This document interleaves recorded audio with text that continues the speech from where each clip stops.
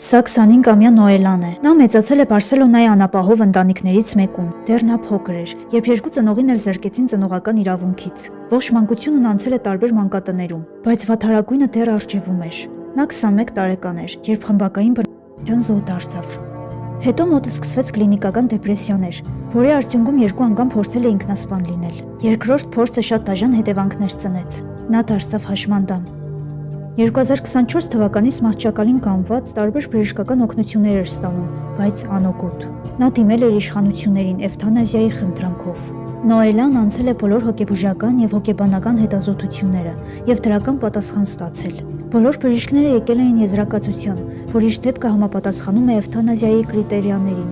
Անդառնալի, անբուժելի հիվանդություն, մշտապես սուր ցավեր, բայց այդքանի հետ պարզ ուղեղ, որ գիտակցում էր ինչի համար է դիմում եւ ինչ վերջաբան է սպասվում։ Եվ ահա գործին խառնվում է նրա հայրը, ում հետ շատ բարդ հարաբերությունների մեջ էր աղջիկը, ասելով, որ նա սխալ է վարվում, իրեն լավ հոգեբույժ է պետք այդ վիճակից հանելու համար։ Հայրը դիմում է փաստաբաներին եւ դատի տալիս աղջկան, որպեսզի մերժեն էվթանազիայի իրավական ուժը։ Մարդու իրավունքների եվրոպական դատարանը մերժել է հոր պահանջը։ Էվթանազիան նշանակվել է 2026 թվականի մարտի 26-ին։